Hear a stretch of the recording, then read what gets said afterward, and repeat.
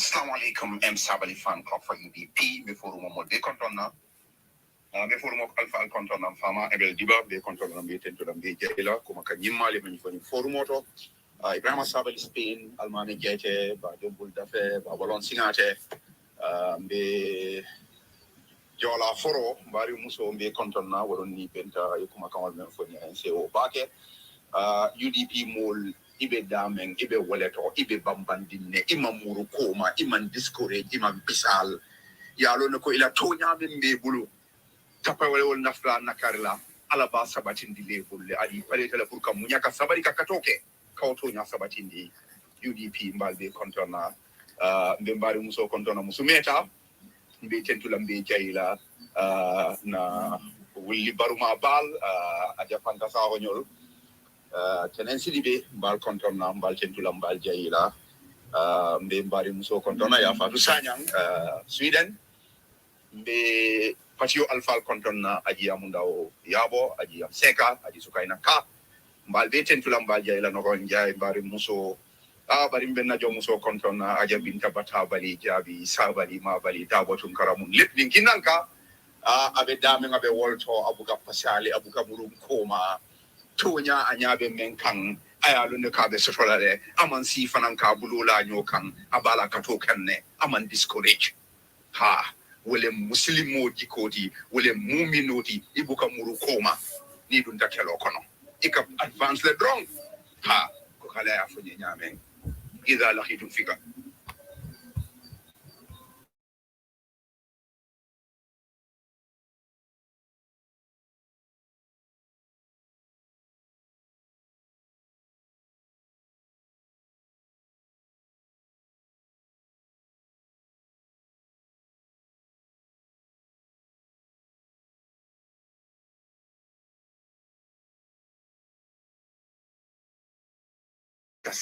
lole isim fulura ye bambang ye ala tofo ye ala dani ila kanyo men ikayini ibaso dollar inshallah taala gambia kol bisung na keren kafo mul jamfan tungol la almahu adama baro anala keren kafo balsai nsafo ECOWAS kafo iko ila victory ila ganyewo iko kana wole jura iko kana celebration lera bari celebration dula jam fatal de iko kasale fo basse e bi celebration o kala jile bari ko ara baro ka tawle bayal ayala ne be keri ara baro ayala ne ko de celebration o kala no ko jang mo te fintila kan fasita sate ul baramen yalon ko sutiyata bodala moli ye menu kuruntu na ye yorondo nang inata carte o faye fo wol se border cross nang ko tenke yena celebration oke isina molu soto wala nang ko ECOWAS ka fo mo lembar wala ka fo ti sai ka to Gambia digo me carte o fay baroe ni aka fu nyoma hani député ya siro ngata di danu adama barola bari Mali yaro le carte o faye Sénégalais o ya faye Guinée Bissau ya faye Conakry ya faye hani Burkina Faso kol e carte Sierra Leone e carte o fay adama wala na ECOWAS ka fo wole babulu Gambia patita bulu Gambia kafuta bulu ana la masakunda menu beje imantara baro kan wole mtonyati bar Gambia kol UDP kol ngam mem faliye wolen luwaye silul men dinna demokrasi ye jorangol men dinna pour ñing tapale ya ye menkenna ka bondi wo silolu man banta mala adibe tamala le nse sabati nkana pasi nkana korondo patiola ko nga kara famenu bulu men kata patiola alfalti executive ibela do ko lale ibe menke kan lungolung lokun ite fintina lo banda kaw bi fanam fo kato nimmol lebe nyola men yalon ko tapale won lem ifana ye ferol sotole wodo na ko dol bije fontol men mantara executive kono fonse munya nga sabari ngalla moy executive la yela do ko ke nin simfalu tata albalon nale membe keri mbe udani rokela mbolian se sabari nkana pasi nkana koronto ngalla moy alfalla katun to lewo bunya plaso dila pour yenna ko to dunia cool nak sa woni jamano woni social media jamano ila ko iti be fintindila no wati katu abina kele seyin ko moleti son se o sabarota Wakola membe kerim banko kang molbe kuma kang ibe diamu kan saying sako na jomuso na so-called intellectual ibe diamu kan ha ulun die jawo barola former information minister wole fintita ko ako mu akweta le lew mo pe alon ne ko tumarankewol foreign soul men manke banku di ngoti paro en na banko kayto di wala lay carte fay adu ko mu kukurum balete de kafie kayto men soto ate danna carte fayran kayto si ako sai wol yen na banku di ya kayto le soto through the back door ha die jawonak anala kumbe ay men fo wolen to nyati adu nyimu problem wal ci me ya lonko asina kudo wulu ni luno nyim banko kan me ya lonko ate dia la nye woto gambia be problem wala kono de adum UDP da male sem bondino nyim problem o kono adum ko nga faale nyame loi silol men dinna démocratie nyantol men dinna pour kanyum problem o sol mawol be silo tafolo woto kana lamfu kana pasi nga continue na katolambe men ani na mirarol ani na consultation ala ben fasala de so di e jawe men fo nyinem to nyaati adun te modu sabali de ngata ko kelole me alonko faben sala sanji kilinela fo sanji lulu fo sanji tang fo sanji muang malong barimbe bulari yin ko normal fo ka damoje ka jiko yin na kaytol di menula imanya na sotola yin kayto ngabu sibul ha lun tangol nseji ano na banko kanne ni yesi bunya kan anin horomo bari ka fo be na banko di ya kayto tala nte sonna wala adum dimwo dimmu dinkendo te nyim banko kan fo be UDP fo be parti doto ite sonna nyinna ibe la kato bekelale kaje ko yin kukuru yin tapale ya ka mulla banko di ya kayto ta ka safari mulla ka wafima amanyan na kela nyam tatannale wala nan ko jiye jawo anala kumbe mbatin tulomba jeyira artificial modolji men kam ndako Dr. Ismaila Cissé me alonko Adama Baroye mutole diala anin kodo atata data adabula tela nyim politique nori ngokono katu ngambe kabring Baroya la pick up sawo dia tela na la million dantanga te anyati rin kaba dalela nga wala sort of from reliable sources but wala tin na fanam pichilode akense mo lota nyim banko kan ha ala mul men be politiko kengaye men ya fintindi mol kan ka tandi mol la katu mo ma lon nyim banko kan koy fa ya fa nyamen ibele botala patioto idunta UDP wado kadi sise mbari muso enila mol lamin bojanyol ajallali anyol bajuka mbal tentula mbal jayla banku din kendo men foroyata ka matenne ni toñaje kabula toñale no ma wayi ili mose ka fu nyaawanya na e toña silobula aketa jamfan tungoti aketa kerengoti e ka otujele ha imu menti yeke woti ntol mu gambia dingol ledi na banko mbe wala fasala banko dingol la nyanto mbe wala fasala men manke banko dingoti nte sonna ke tutu jang ke sembentu ya jang soma yenam fangol dingol taye joyandim fangol la banko kangata kala ngaje dunia ko na janne ha lun tangol yesilo di la ye yiri wan ye fa dan na tambida inate ye la banko busi bulu ye joyandi ifangol la banko kan aketa apartheid aketa Africa aketa Middle East atekela Gambia na diata Allah subhanahu wa ta'ala wado di e jaw anala kumbe ay men fo len toñati afese ata multi men kam ko madi jobate me alon ka date toña fo la muk ha kabirin ko keta foloke ha ko UDP nyanta baro congratulate baro le gagneta kabirin dunta supreme court ay jiko bije ako president ba ko kan sa nga yede le mbukala ko mo moy fo Gambia no la human right o manke kuti ba me alon ko la banko di ya menu nyanta sur la luala silo la fol da male man nyana wasa la ba ika human rights men campaign woto ale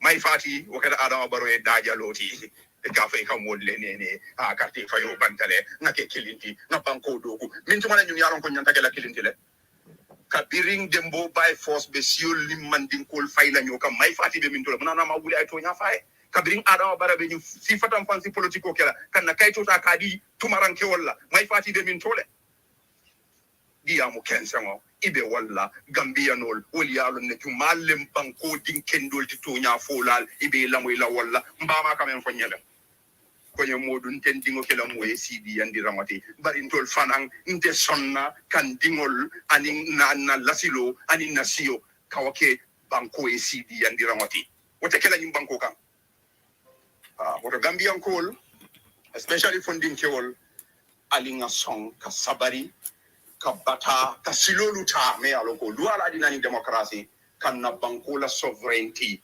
bankola kamforoya ka murundi abe nun damen baro e banko wafi Senegal aya wafi ECOWAS ma aya wafi Chinese solma wala wala ni ko yata bake eko internet le man soto Gambia banko kan kabiri information minister yininka Ibrahima Silla mune oke ako Senegal la internet company Sonatel wolle la kebulo kundura so ntol Gambian ko sai hani internet madi non na funding ke walla mbe jikirin Senegal la ko Allahu akbar wolum eko Senegal e kana poro le lo me alon ko abekala poro anyon tamalti Africa la nyum tundo la jam Gambia porsa fa wol findi ko ni Senegal e o doko e tol ke Senegal e bana bano ti nin kulumbal na taje ntol la Gambia Ports Authority nka kulundingol ta kila bagasol sambe na bala kay futandi Casamance ma famala Allahu akbar Gambia ke ta region ti Senegal ku me ya lonko Léopold Sédar Senghor aya ñini Jawara Bulu ama soto Abdou Diouf ya ñini Jawara Bulu ama soto Abdou Diouf ni Abdoulaye Wade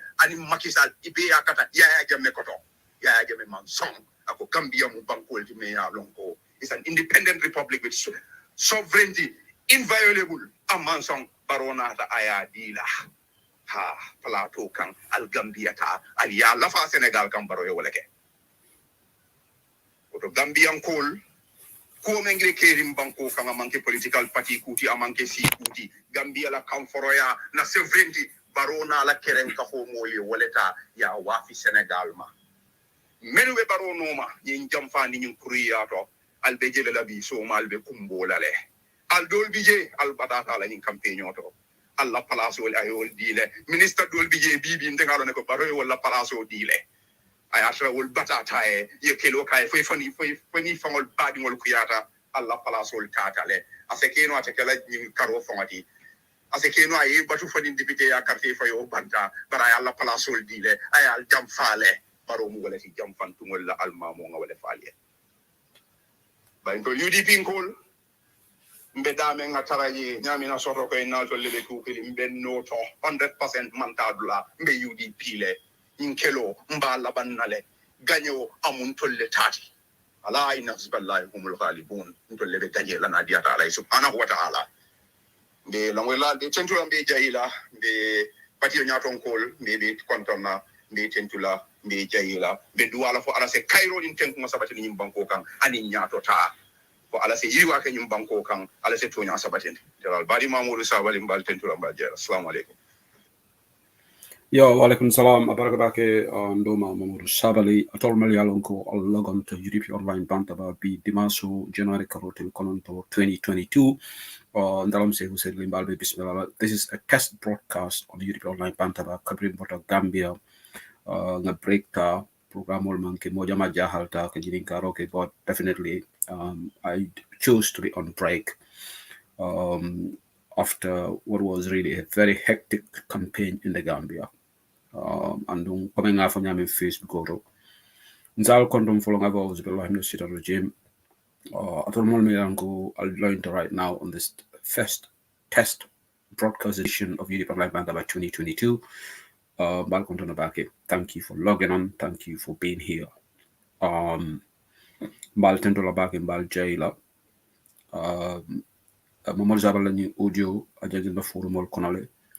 Dalilo men na nga play ay kuma kendol le fuje me alon ko mola banku de ya anyanta kuma yale andung mo ni principle shoto idanke na da fangola fe manyan ni jijala hane moneseke to babol ka fole ko principle so alenga sabari mo kana afo ibe discourage la mo ni danke yata isa jikila tay bari imman naka ka give up ka foko ntewo kan batata nyinnale o mu dankene ya baliyala man kutoleti mbadi ngolu nyin campaign sign na datita kutake alengam fam prepare ko it has just started and nung abe intensify la nyami ni 5 years o wala sembo be warala fam nyin sanjol me ngake me menkela this next few years wala be tambila nga menke non so ala fo man sekunda ye pare ntolo man jikila tay because in sitale nga banko jakata nyamen mo dantan ila selfish interest ka siolu take damalu dundi nyola foito la damn selfish interest isita ka banko la nafulu nyinta kapa pasar evidence will be fundi kanni port authority ferry services rather kalanta ya starta iko lafta ferry ole de dala ye même follow ça fait iko euro million tanzaba 30 million euros ngaje kalantangol ba ça fait la ko saye iko currency ye mistake ko ko to saye dala solom salongo ku senoti ja akamtala ko new supreme court case kata nyaming why mo dunia ya lonne mo ya lonne because nite yo su fekene yo da nga set yo su fekene yo da nga gomne sa ci loy ragal pour case am ntede se wusedi li anatol be ben jibe kam ni monata ko nyeko ye sunya roleke membe dialante ngata kitiro ngam fan sene andi bal ndela fi la ko case ni ka to strike the case out pour hearing kanake wora kamta ko yo amna lu lendem fenne finte la kuure ga men mabo because mo kendo tala alaji sada la kala ba jora bring newspaper me England ya London ja England UK jama nane safro kala koto ko ay tapale yale kanu atata kitio la afon seneyandi kitio nata kundu ko ye tumole lakam o kiti bunda o newspaper me o safeke ye penalty le kam mo kendo ka wolake ni koy man seneya ibukata yafo ha technicality lom nyinti ha president mo man nyanna kitinde la number 1 ya dati wolto ko president mo man nyanna kitinde la bari yaje ko ko man lo ku kan e tafawta itata nyi minor technicality me alon ko defo on ni mo dole kranda me ala manga gambiano ti nakachata akonye ko bala la supreme court fanan an issue as big as this minor technicality ko be mama kande yavo de be mama kande tentu la banko din kendolom ninga ma kalamata la loyal ka mona ñun bari yalla lafta men fola le wala ñunti ko nte kunne ngoni mo jamale kajata duma ngari ñi ye ñi samba supreme court ko ne ko alkana jiki ko kesse bo bola jabatu na foyenne dol del la moy kam ngoy ko africa mu africa leti africa manke ko western wall well kasila image me ko kele na folalier nali ajibe observers ol jamale tata ni election jibe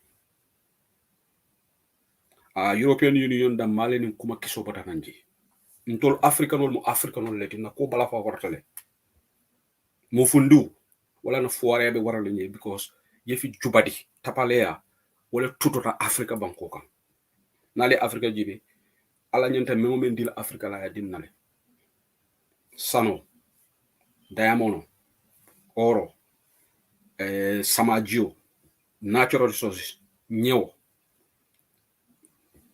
na forest euro domo fengo be alonko isa for fresh a warta africa le organic food man si africa bali ninno ala man sata la yo kero men kenna na daji ko le atin nan foreyata alaji be mel tata election observe the observers mel tata gambia ko tata jibe rol European Union da man nati kuma ki sohnara African Union te aka wasti ibe tapale alnane African Union observer jele na Africa banko kan inate ko njuj njaaj le kereti amon soto because ikamone ke ila padia molta ya dila ita si hotel ko na dom tubabolu nko buka sali nganyum fole iko manka misel meti bari tolle hanyita ka tonya fasa dan tol European Union britata itol tata njuj njaajol men kera yaf African Union woltare ko haajol man sotare jeje arinko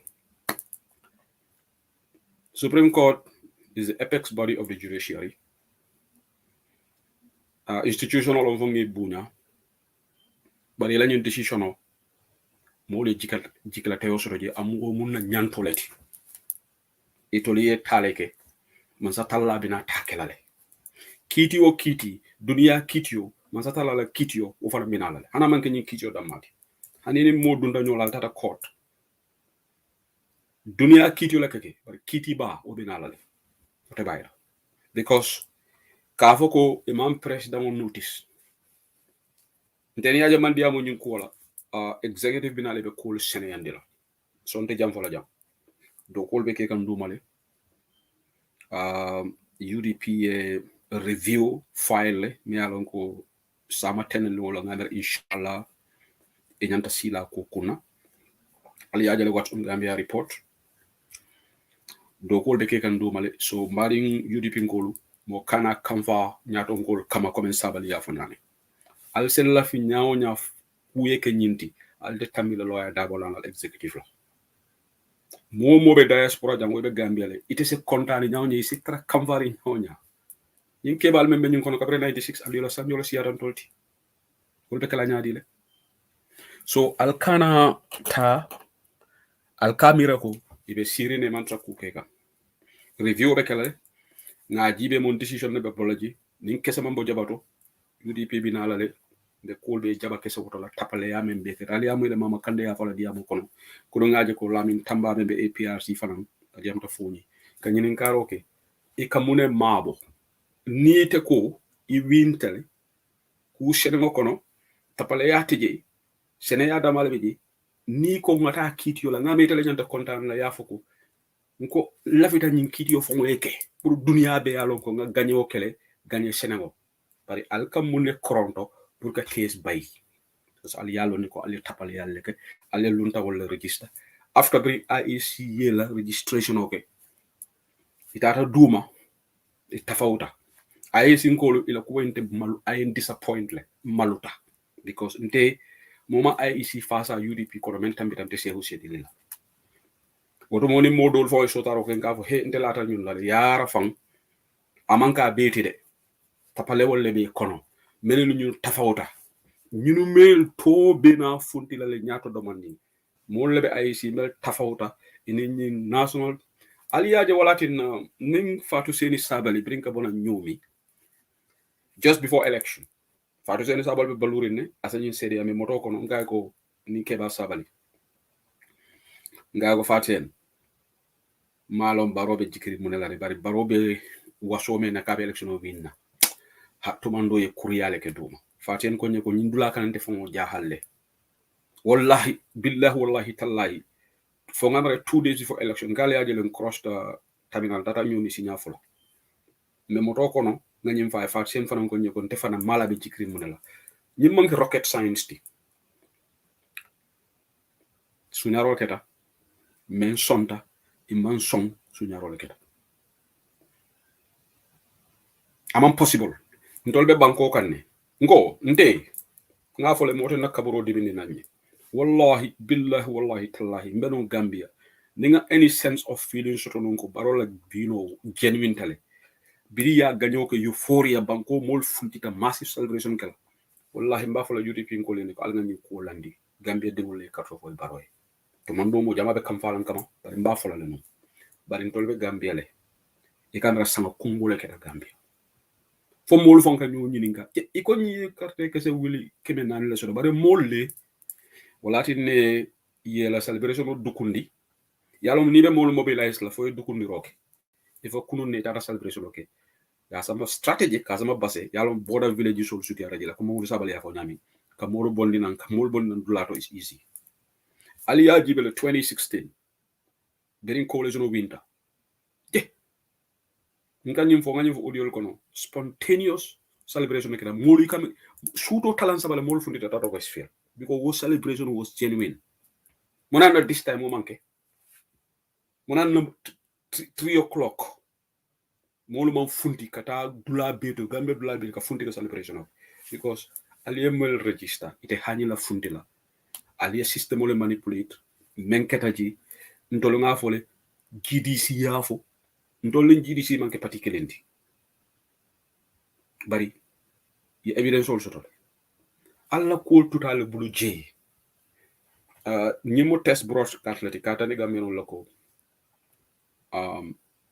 na banko kano kalon na banko e kan na banko kano sa sayol ning tribalisolu ni bigot solu anin sun kanyol wolta ati nan tol nga nyina na banko la mbam far birin tol be wulla ka jamme kele na banko kelo ndebe London janne United Kingdom nsa sino la nganda boni gambe politiko kaberen before ni coalition government manna munen dunya jamme kelo because of tapaleya injustice TRRC report fele momo ke fanji kindi ko kule be kala ni TRRC report o dukar alala bal dundi wana kununga ole sise la diamoje ako nyanta sol baji arrest la len kay ko bari man sakundale fongo sol baji la na facilité Gambia ako nyese hu iko nyadi ngay ha ami la PR wala yafu sol baji be alon ko ya recommendation ko ay bulo sotole mol la fato bi ñu man sakunda kurungo ñu fisir wala man sakunda me alon ko man bala fa soto molu men niyo pota yo mo kurungo le ka rek kapet ke wala molu be Gambia iko ko celebrate ñim kulu kan sumunality ale ngata Gambia ngo mbadi ngol wallahi momoy dankene mo kana discourage mo kana despair mo kana kamfa ale nga si ñi ko abebe laban na nyaadile ale nga si nyaadile ngo Guinée la président Alpha Condé ay tapale ya jël la Guinée Guinée niyo torata aka forcé wala ni election gagné 60 something percent 70% aka wala gagné ni last election fo aka ñaadi bari mo na natake on sa talana tala fasaroke biri woketa mo ban coup d'état support nte ban coup d'état support but ni aji Africa coup d'état ka ke système la ka mol forcé comme Mali la président way même fo because injustice na meta aka kule wulu même nyana wulu imagine Guineanol be fundite be massive celebration ke bir Alpha Condé coup d'état because he patata le suppressle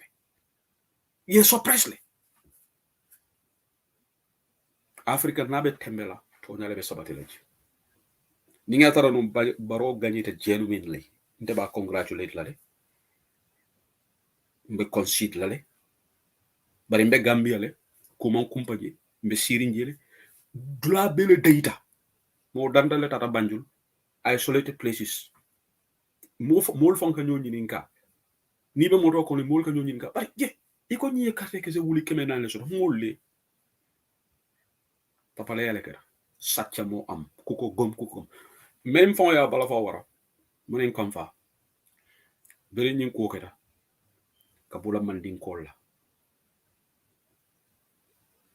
mbadin surwa dolo amanka beti di amu mandia because surwa be ka kelango bari jama balle funtita jang so say la lañ fonction bob hani official kona ka fole ni di am de ko ikabol jaxase ngo ntole be tonya le fola ni wo tonya fo wala ben tol kos la konte si la man sakunda ale kanam vote is not a must kontolu nyanta kala man ntol nyanta tala man sakunda ale ale men sa fa hada man ko ne wala sol ninna tonya fo layati nal ko ha ñunun te carte o dile la ala carte o muta amantol tora fenna ninna tonya sita kaburo kon ñu dem ak suñu dégga si baanel man moma gënal man lool mo gënal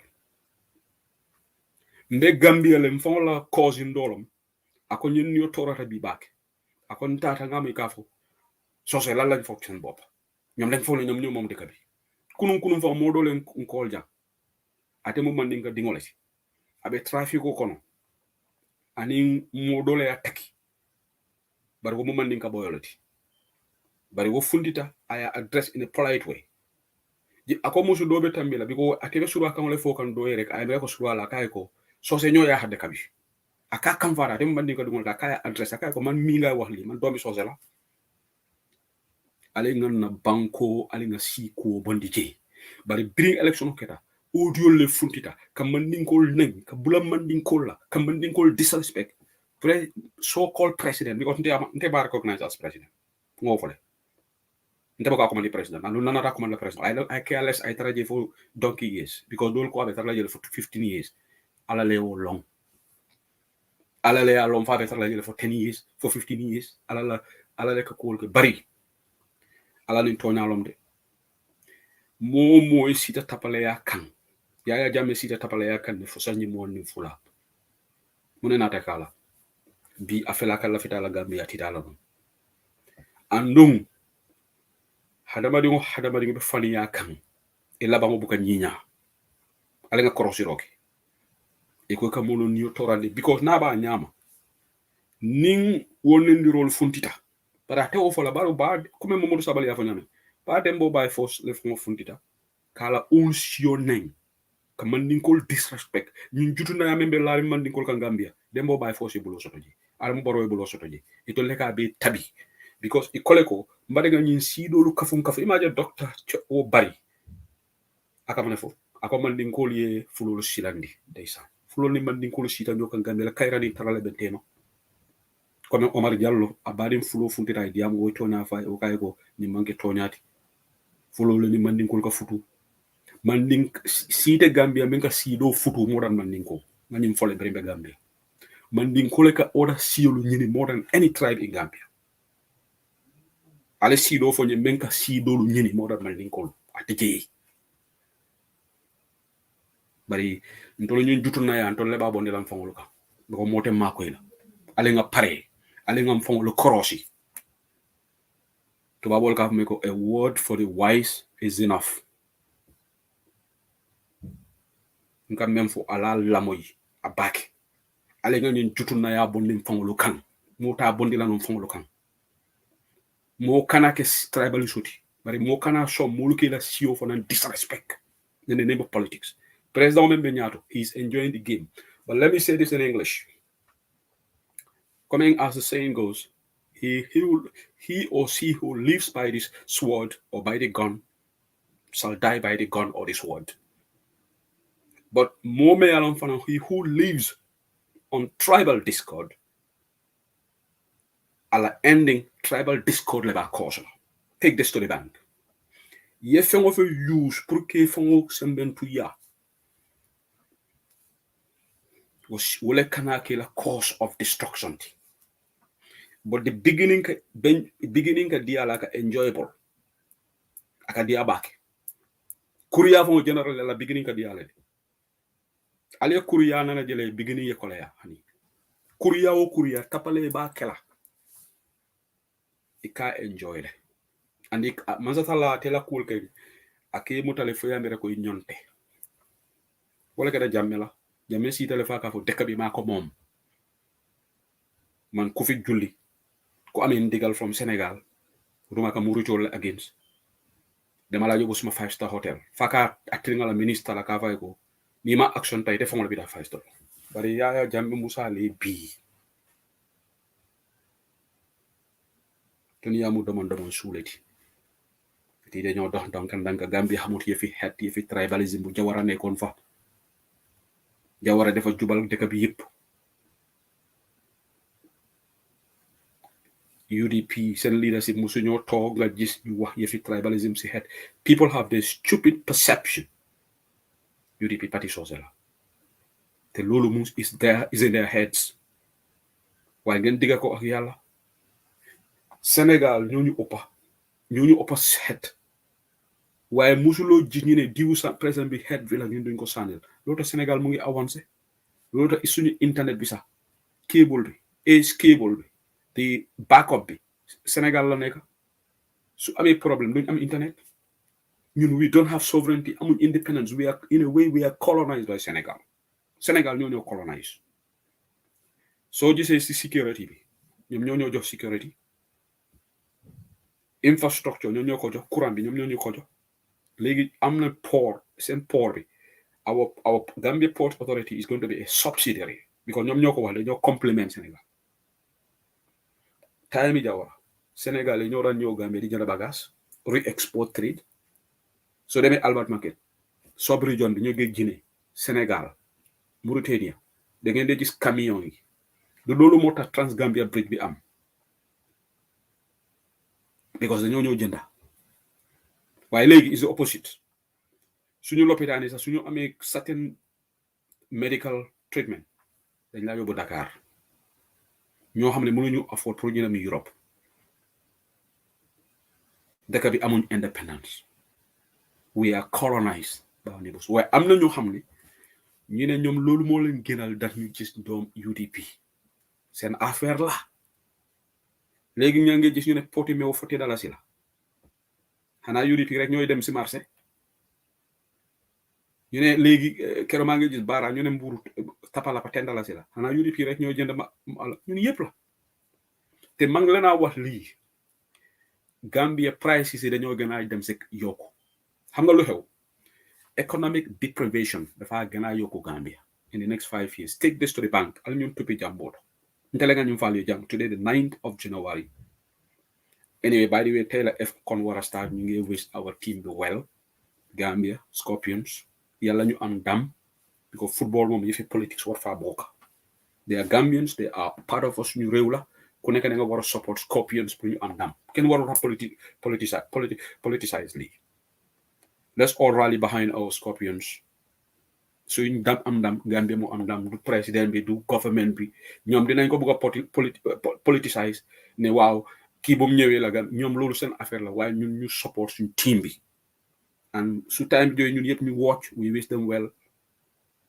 ñu ñaanal leen yàlla ñu am ndam wala ñu sori si tournament bi because they have done a brilliant thing achievement lii musuta am Gambia musuta dem si Africa Cup of Nations so lii dañu war a kontaan beñante kontaan na ñun nag bari ikoy kana salarial kafu nte as an economist ngalo ne ko pour que salarial kafu civil servant la salary ka kafu wo bete yatale mo te talaje ya ko bete bari ni be jolu kafu la there has to be productivity to back up but in near jolu kafu just in the name of political gain catastrophe like anake because ning ima economy ni expand ye productive expand ye revenue base expand mune kanake inflation prices will gonna inflate and no brace yourselves Gambianolu prices are going to go up na fa fo tina kala ñu salary increment la mano dabe gonna salary tulu no that I'm not trying to be negative I am trying to be realistic Gambianolu do not sometimes when you are negative okay mbarenga ñim Mohamed Jallow la comment read Ako, you are the one creating the impression that UDP is a Mandinka party. This is self-defeating. Bro, accept reality that you lost badly. The Gambian people rejected. Well, Mohamed Jallow, that is your opinion. This is the beauty of democracy. Yela Mira, come allow me to say my opinion. Why should you force me to believe in what you think? You are entitled to opinion, and say who said is entitled to his opinion. I said to Silifo Sisa here and all the people, each and everybody, you think we have lost. That is your opinion. We haven't lost. That's my opinion. We were cheated. The election was rigged. And I am backing my statement with a fact. If you think the election was rigged, why did they stop the process for the case to be heard? Today, you, Mohamed Jallow, let me address you. If somebody accuses you of stealing or embezzling funds, if you are a decent person, would you want that case to be heard so that you clear your name, or would you want that case to be struck out? Answer my question. Yala Albuka logic use. One of the Supreme Court judges, even in Kenya, where said technicality should not be a part to justice. And that man is a legal Supreme Court judge, Lord. I call technicality should never be a barrier to the cause of establishing justice. If you think you haven't rigged the elections, why would you stop the case to be heard? In fact, if I'm part of the NPP or I am an NPP supporter, I would say, you know what? Let the case be heard. I'm not going to file any motion for the case to be struck out. Let the case be heard so that we can clear ourselves to the Gambian people and the world to say that we genuinely want to. This is what this man said who said even England. Dama bëgg a case bi dem pour ma leeral suma bopp waaye if I am going to be agitated for the case to be struck am na lu lëndëm looy nuba atoli amara moolu kuŋol bu ka taama who can be fooled here? We have got evidence, 2,000 pages of paper. And again, you, Mohamed Jallow, I don't know where you are. I was in the Gambia. Let me give you a parallel. In 2016, where I don't know where you were, because I haven't seen you supporting the coalition government. This is the first time I've seen you. I was supporting the government. I rallied money for this government. We contributed to Mamadou Koulibaly. I saw Mamadou Koulibaly here, GDF. We raised 4 million. Where were you? Nobody saw you. That time, I never saw you in any of my Facebook lives. I told them the new bees in the Gambian politics, you were never to be seen when it was hot, when Yahya Jammeh was killing our people. Now you are showing your face. For whatever reason you're supporting. Where were you? I have never seen you watch any of my Facebook lives. I know people who were watching me during the struggle. You were not one of them. But when the victory was announced in 2016, there was massive euphoria. 3 a.m., people went to Westfield. That was genuine. Because people knew, even though it was a difference of 18,000, there was victory. It was spontaneous, the victory celebration. But in Gambia, there was silence. I was there. There was muted celebration in Banjul. So where were the people, Mohamed Jallo? Where were the 456,000? Why did they come out spontaneously all over? Alpha Condé was rigging elections in Guinea. The last election, he claimed to get 70-something%. When he was overthrown, why did people come out in Guinea and massively celebrate? Can you answer that question? You think you can fool people? How could you win an election 70-something thousand and you were overthrown and the whole nation came out? How did that happen to Alpha Condé? Africa such a mode why the election process, people think it is counting on the spot. Alpha Condé got 76%, but when this Doumbouya overthrew him, why did the Guineans come out in the street? Can you answer that question for me? So you guys just want to have this foolhardiness. Why didn't the people come out in the street in Gambia? If you got 456,000, wallahi deka bi yeb dafa wara gina ci goudi bobu even 3 am 4 am la once and content because they ngeen gagné. Why deka bi yeb selew? And that's why you guys were bent on stopping the Supreme Court to hear the case. That's why you didn't want the case to be heard.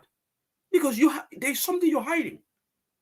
If you are accused of stealing, would you want to clear your name or would you want the case to be struck out? He has disappeared. He hasn't answered my question. And you should answer. Genulo nyo janga, genulo nyo am aduna. Niki sula wahine denga sach alelam. Te yo ngale al sachulo. Denga dem leral sa bop. Let the evidences be brought out. The evidences were presented and the case was heard. And the judges concluded that our evidences are not overwhelming for the election to be annulled. Then, like Honorable Marisisa said, we will raise our hands up and say, you know what? Justice has taken its due process of the law has taken its course. Now we are going to let this go. But who would strike out a case on a minute technicality that President B wasn't informed? And you obstructed the course of justice just on that minute technicality. We would not concede. Adam president. We don't recognize him. Man say we say recognize him.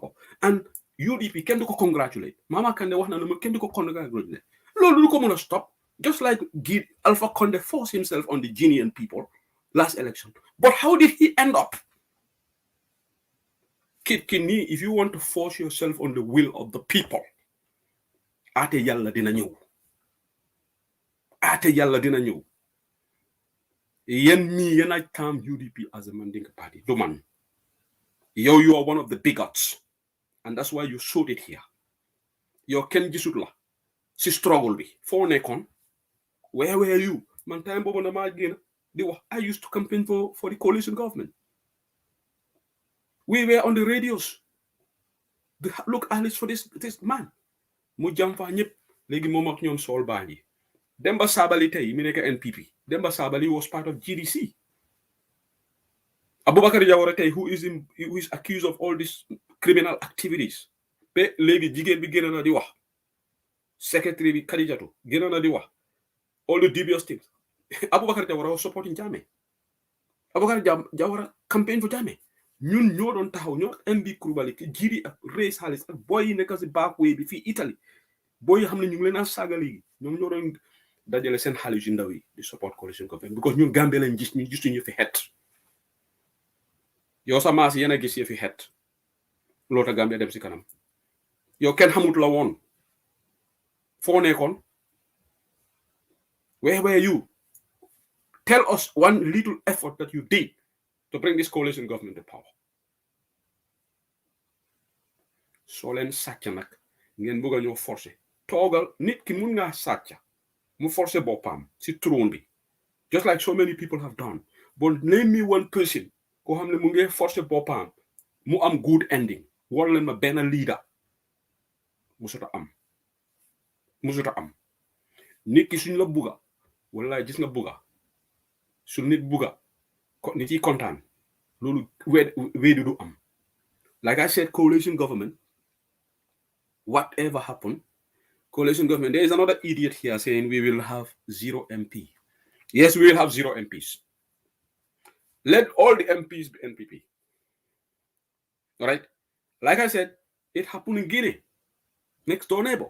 It happened in Mali, right? The president had complete control. It was like one party state. But when the help of Allah came, Iza Janasurallahi wal Fat, Tonya Seneatale de. Tonya Seneatale. Yuri Pingolu, Ikana mo kamfandi, mo kana kamfa. Let them come here to agitate us. Let them try to annoy us. Ali Sabari. Hadama di ngonibe Tonya kam, mo kani kamfandi.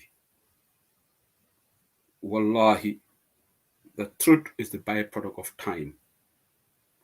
Aloka Mele. Thank you, Enter ABCC in Lebanon, Gambia. And Enter ABCC is my witness. We were in the car. I said to Fatsen Sabari, Enter is here. We were in the car. And Sabari Bebukamfoni, Nkomalo NPP be Jikiri Munelade. But ye tapale yale ke duma, it could be winner. This was even before the elections were there. And even the idea bring Baroka IEC attack, that was all state managed. Birala bari mafundita kafuko ha barola boxo ye huole keji. That was all to create an atmosphere ko ha even MPP from water la kurial ke doma. It was a psychological tactic. I said to Fatou Sen Sabali ko NPP ye kule ke duma malo munam ibe jikirin ko ben election win. Tapale yalom. Right? Okay, let me block this stupid Aliu Jao. You are going to go out of Bantala now. Okay, you can disagree with us. This is our platform. You cannot come here and disrespect us. We will not condone disrespect from nobody. All right, go to your platform and do something. But the moment that you go into disrespect, you're the blocked. Deme for us for your nanjibe. Kunu Ali Allah celebration, and I did not even watch it because my interest already. I was watching the FA Cup football. Nte baro any notification so ko baro le kana di am o tente de lunaji ngonte buka baro jibe anunda jibe la hani muna keke Gambia ko ninga je kerfato ko baro de I go and do something, and thankfully I live in a country where Premier League football ubejarne weekend I'll watch Premier League football. Africa Cup of Nations le kana si go to your device and watch football. I would rather watch football than to listen to that divisive character. Mome alon ko ala campaign be ke si quality ako alenga United mbam far nate United to leni baroto United la bi nate United la sama ala ma sekunda tamande nga tara na opposition yala mole nate United la jang atekela bi atekela sama anu atole ñu mel kany nonsense unification of al mol dahandi molte mol alfal nenna yella mol alfal doya campaign ko no comme ñi ya fo honorable my fati ye ñame biring dembo by force use statement of you male funta ya condemn. We are not uniting with nobody. What I'll stop la mansakundaron? Go and work for the Gambian people. Ali Gambian people are life improve.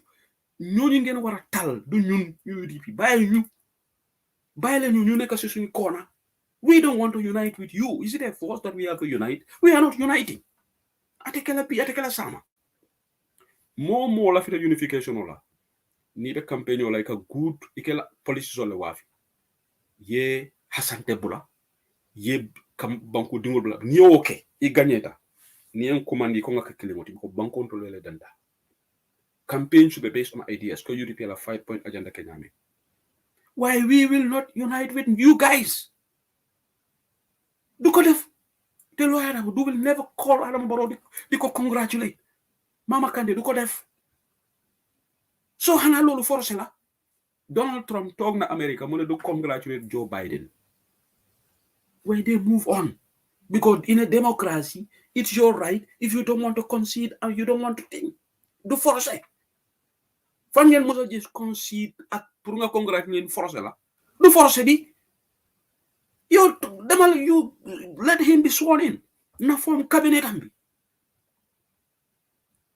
a coalition of ñaata people lii mooy neex rek jojondu jamfa kafo wala nata together iko kana man sekundale fond sambi kurobe Sénégal UDP ñu ne toog moo jojundu naka lañu wax moo daxasin daje seetaan moo daxasin daje foog naa nañ leen toog jàppa suñ jàmbur liggéey leen réew mi na ndaw yi am liggéey loolu ngeen war a am ite na courant am Gambia na dunda bi wàññeeku na marché yi improve dem naa marché Brikama Gambia tali yëpp bon Gambia tali yu ñoo kibiri ni yëpp feeder roads yi Banjul Greater Banjul area soo dugga si dëkk yu ndaw yi nga dugga taxi yëpp ñu ngi xantam paraak Gambia because of tali benn tali ba tali Jabang road bi Yaya Jammeh mu ko de tali yu the few good roads there tali Yaya Jammeh la traffic light bu correct amu Gambia in fa bu Yaya Jammeh def traffic light yi commencé nañ di yaa TRRC yi génn nañu report bi interior ministre bi ñu ne dañ ko war a baax mu ngi toog DG Sow waxtaane ka waaye bu leen yaakaar si TRRC bi bu leen yaakaar dara du si génn because APRC yi génn na ñu ne part of the agreement mooy some of the TRRC recommendations should be thrown in the dustbin. I'm sorry for the victims dara du si génn because the guy is trying to please the APRC element te APRC yi génn nañ fi ñu ne ñoom ñoo tax victory am xam nga loolu message la ñun ñoo war am the lion's share of the positions because ñun ñoo tax that's the message they are sending de iko to layatin le victory sorta ndema fo de APRC la newspaper la fo de iko to layatin le victory sorta so what that invariably means ñun ñoo war am the key positions loolu tax government bi moom dina ne xam nga coalition 2016 9 la okay this one is more intricate because they have so many political vultures ñoo gën a bari ci groupe bi they are all political vultures ak journalist vulture bi ci political vulture bi ci ibemu vulture le di tol wokañ lawla diade ka free wallet Gambia pour mu dem ci kanam dina jafe we have less selfless people and we have more selfish people at the level of the political arena lii moo fa nekk waaye gis nga dan mooy tan moo kana discourage in fact moo ka kuuke bi a redouble moo kana si yafo ko 2026 jam fatale ngo neko ko len yalla ndolu nit ñi UDP alpha mel be la sanji taworo la ni fengol jumale to lala je yafo ko be struggle ko for another 10 years ni alay so sima yalla ni te mari be 45 le say or 50 10 years be tala 16 what is wrong what is that is a life bacon on the next 10 years that should not discourage anybody. This continue. We are going to give these people sleepless nights in Gambia. We will expose their corruption. It will happen. We are not going to give up. Just like Jammeh, we did not give up. Jammeh won in 96. Who gave up? We continued. Jammeh won in 2001. Did we give up? No. He won in 2006. 2011 jumala give up but more than can yatale mo kana give up and mo ite ko ite mo UDP 100% lati place ñu no me sije na fa me sije ite nyanda sila UDP mo sawonta woto ngalon ko ite place le sije ha ngo ñun dunia moy dankene ya ndole me metu bab du jang man sa tala la demaroto jang ko be jam fo domoro courant bu ko follow jam jo bu ko manke jam momo sa no lete la holiday la dulato ye fon enjoy isano Gambia le holiday soto ye la pocket money soto ye fon enjoy you don't need this damn government to have a good living. Ibela suturo kono jam. Niela savings ke demanding. You can even go to holiday in the Caribbean or eta Mauritius Island. You fang enjoy. You fang ye la badala. You fresh fenko soto. Mo can even stress. Alright? Mo can even stress. Ndola jam ni salary increase ta. Every year ika annual fenko like pay rise to cover the inflation. Gambia ni salary increase sanji kili nyani ba increase akotenge sanji lulu. O sanji lulu mal sanji solda bi salala. O mal na affaire already. Alright? O man tol tora fana do nga banko la jeng ko corruption issue. Birim man sekunda cité ye mo jël le prosecute. Hani mo kele man kitinde. Iman Guinea Bissau jede wol funtire la makato bay. Bring oil deal okete di Macky Sall. The Guinea Bissau parliament. Even melka president support wala ko ñing deal okete la president backtrack. Pare Gambia o ndolo nga ke juromi nin kamoro Senegal ye julo saba dawda nga bla no because man sovereignty soro. Security forces adolo tar la sirinjele Senegalese troops wala kama sotaldi alla president fo ko suti ala ito la ka sida albe kala samata fitala allati. Wala la bi ngay ko nga police je ko ye celebration. You can see Gambia from la ko bala fa wartale. Jang UK jang alna be president jole ko prime minister la victory celebrate. Alba jela in Norway. Alba jela bangu juma hani Senegal min bakala Senegal Macky Sall win police ka celebrate. Gambia dafa febar. Abe mu ko la ñuy si nonsense. Bari man ding kolu man dinga nengo ñanta stop la Gambia le si nengo le fo ñanta stop la bari ntenga menje ma fo ñu si lolu bu ko nende de be toñale fo la de anu momo e si lolu la njang te se wusit li ba condemn la le but after this election ye man dingo la ne Gambia nga audio moy len defa ngi play Grimba Gambia so se la lañ fonction so se la lañ def te ku am interest ci sosé nga nek ak mom nga am lo bëgg am tay bëgg do xamné sosé la de waxuma ñepp ñi gëna audio bi lay tontu wax bi mom dafa leer right Jojo Ndour olof la wala séré wa Jojo Ndour du tribalist suma sister bu baax la te nekku na lum nekk UDP la head bu nekk amna tribalist yu fa nekk even sosé amna ñu fa nekk ina nekk tribalist man duma fi nekk ma wax le sosé amul tribalist yu amul njëriñ poli amna ñu nekk tribalist njaago amna ñu nekk tribalist head boo gis dafa melni comme tubaab nit ku ñuul amna nit ku ñuul xam dañu raciste amna tubaab yi ñoo xam ne raciste waaye racisme si tubaab yi la bari let's be honest all over the world tubaab yi ñoo gën a raciste ak arab yi waaye loolu melu ne nit ku ñuul raciste ñu because tubaab yi dañoo dem suñu dëkka in fact dañu leen dee toppa il faut que ñoo ñu génn nit ñu ngi daw si gannaaw tubaab yi xaw ma loolu la fi ñaaka la waaye tubaab frère wala soto dama am xarit tubaab waaye fii sunu fi tubaab yi ñu bari dañ xeeb nit ku ñuul du ñëpp de fii lañ dëkka ñun Europe lañ nekka fi mu si seen boppa bi any dëkk boo dem si Europe bi fii America la weere America moo gën a bari racisme seen police sax xanaa doo leen dee gis nuñ dee treat black si alright waaye xeet nañ leen ko génne si yëfi politics bi xeet du tax Gambia dem si kanam tey su ma gisee njaago te ma xam ne Dominic Mendy ku nekk Citizen Alliance man Sehu Sedley or na njaago la suma ministre la woon Dominic was one of the best ministers of trade man liggéey naa moom njaago la am na ministre si soose yoo xam ne defuñu dara si ministre bi man duma seet ne kii soose la kii njaago la nit ki nga am mun bi lii moo tax Gambia bi tardé because yow nga ni waaw man dama bañ head bi even though head boobu noonu am na ñu xam ne dañu comme Olidiba Wada ku qualify la waaye mu ngi si UDP Olidiba Wada nekk ministre moo ma gënal some of these Barrow ministers because Olidiba am na xam-xam bi bugga na réewam Larry Cissé oncle Larry Cissé UDP soo seet si biir UDP am na ñu jànga ñu ngi am suñu 5-point agenda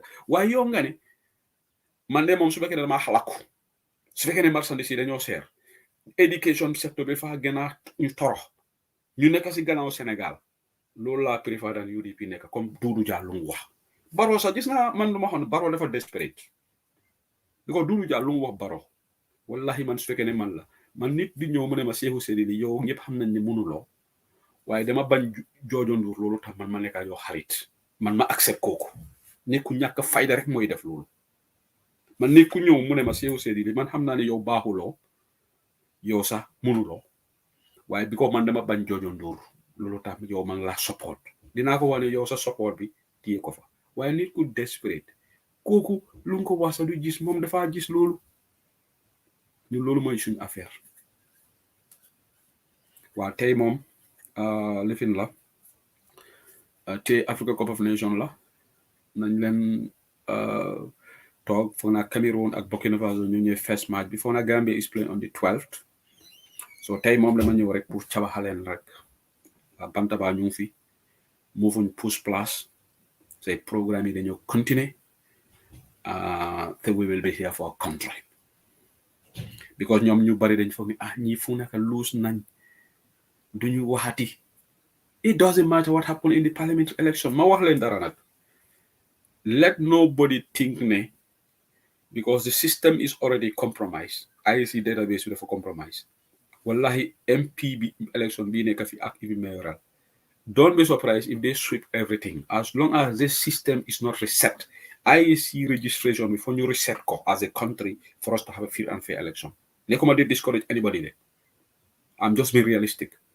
the system ñun fu ñu naive last time it was 500,000 gis nga Yaya Jammeh 2016 lu tax mu génn fii mu ne ana 300,000 votes yooyu yàlla moo ñu dimbale ñu lakka 300,000 votes yooyu otherwise Yaya would be declared victorious and then people will come here and say ne waa IEC let's accept the results fekk Yaya Jammeh sàccan na waaye soldat yi mel ni Toumani Jallow ñoom ñoo put their lives at risk kooku looloo tax Yaya Jammeh rey ko after the victory because ñoom ñoo dem lakka 300,000 voters cards ak ñoom Souleymane Ben Souare deme la naa wax lanting nañ leen ñaanal Souleymane Ben Souare doom bu réew bu baax la Souleymane Ben Souare bokkul si politics pour personal agenda comme ñeneen ñi lañ gisee gis nga struggle bii léegi raanañ lañ ñoo xam ne dañ bokkoon seen personal interest as interest rek jarut nga mention tur jarut de bot bi yàlla daf ñu ko gis xel pour ñu use ko ñu xool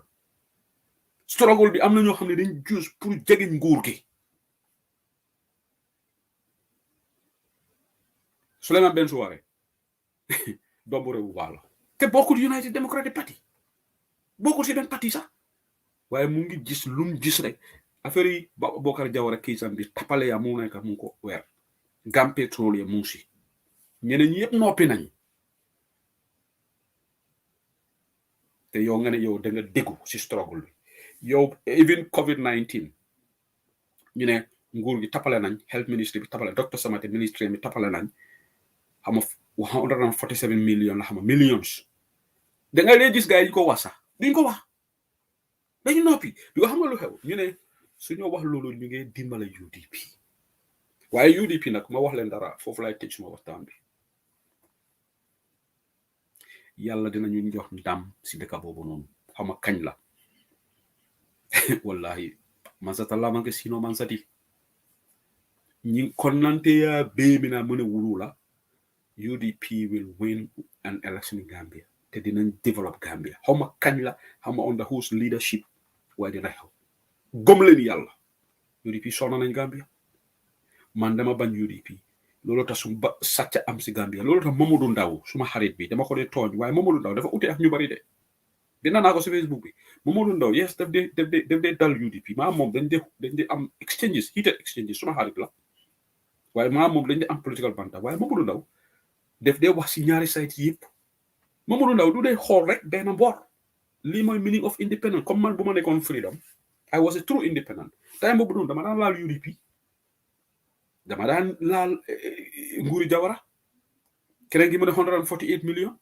waaye yow COVID-19 auditeurs yi génne report bi 148 millions ñu ne missing ba Omar Ba nekk standard King FM yaa interview many times Ministry of Health fundide yolo nonsense press list kajang ye kodolu sunya ye molla nafulu sunya itata bunjangolu lo anu nganyim fo jande ko COVID-19 kulo ba be tapale wala ne lo director me alon ko malanka tondi ali yaji le nana ba fan jelendi la wolon sun kanyoloti Ministry of Health sunyaro nje Dr. Samate funta jang hawta ko corruption be ji bria ko State House ya silandi amede Dr. Samate adunta corruption ko no late fon amanke mo tilindenti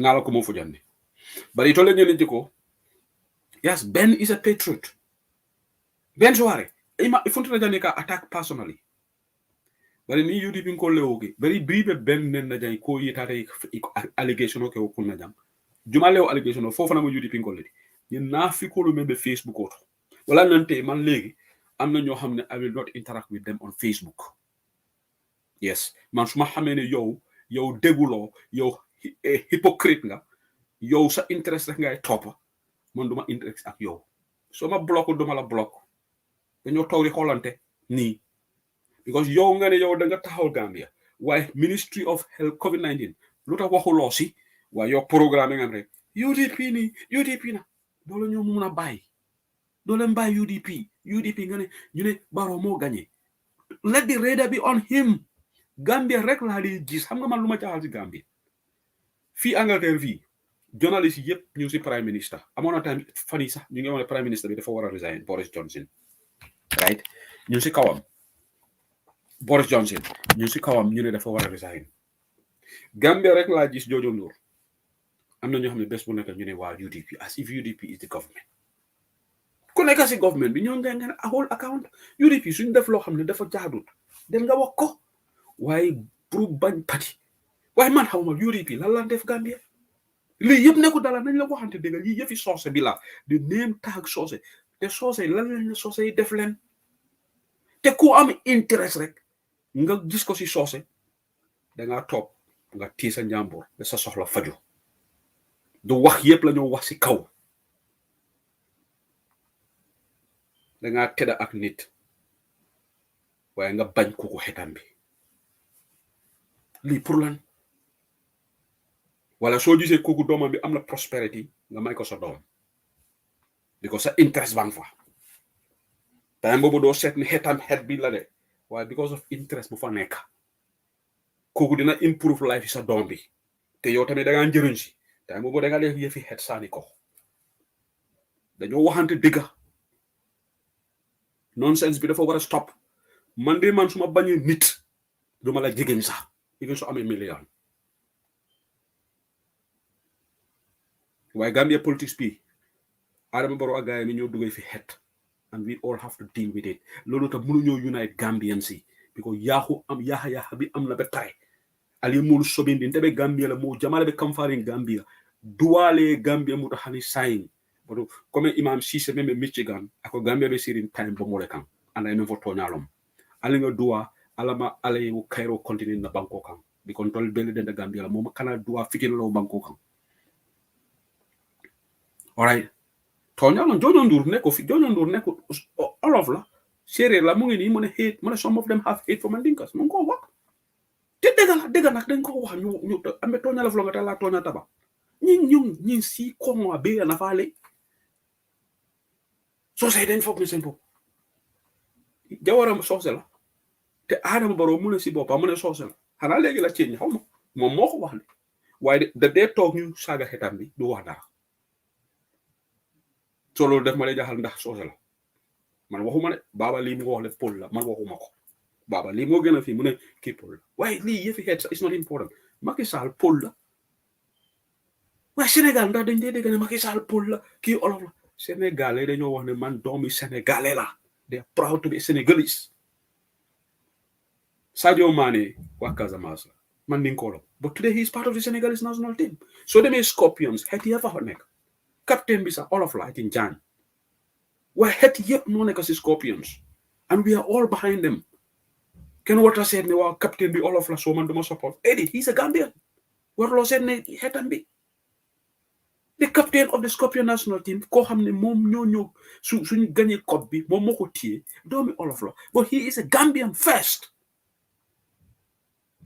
lolu mo ñu ité o Zeno Dabo fate hetam bi Mama Kandeh fate hetam bi Gambia as long as we don't get out of this bubble lolu ta ñu ngi tardé Sénégal raw nañu because Sénégal dañoo vote leaders yoo xam ne dañ jànga from Senghor to who?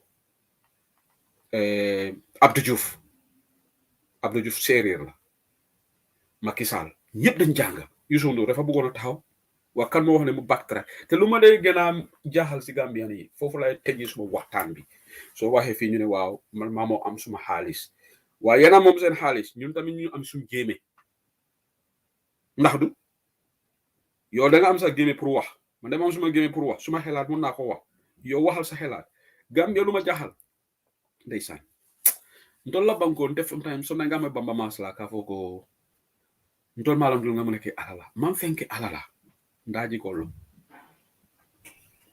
Gambia drum nom Christmas o esi Senegal atiso le fa Gambia kunu nga mari ko Youssou Ndour le pletaje o fana na la million wal contre bayta kañ la Gambia am artiste boo xam ne dafa play Sénégal man Sekou Sedi li bu ma juróo ba tey mosuma koo dégg yéen mi ngi seetaan wax leen ma kañ la al Jaliba Kuyate wala kii gis naa ne muy dem Casamance waaye Dakar seen 30 ans bi seen New Year bi is it not time Gambian musician tamit Sénégal yi oo ko ñoom tam at least su fekkee dafa nekk benn yoon la waaye Gambia balaa Christmas bi di ne Sénégalais artiste ñëw Sierra Leone lii du di xew foofu Guinée du dee xew foofu Nigeria du dee xew foofu Ghana du dee xew Gambia kondong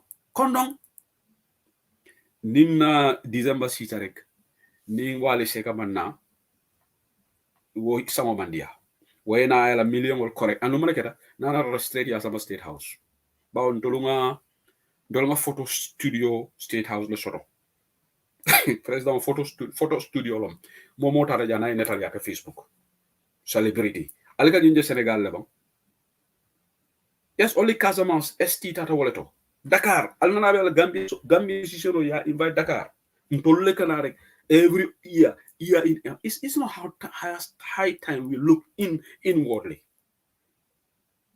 Why can't we have 1 year boo xam ne benn foreign artist nekk ñëw suñu dëkka xaalis bi stacey waaye ñoom xaalis bu ñoo collecte dañ ko yóbbuwaale maa ngi dégg ñeneen ñi sax na ñu ne du ñoo fay tax I don't know why I wouldn't be surprised ñun lu nekk ñu dépend ci Sénégal.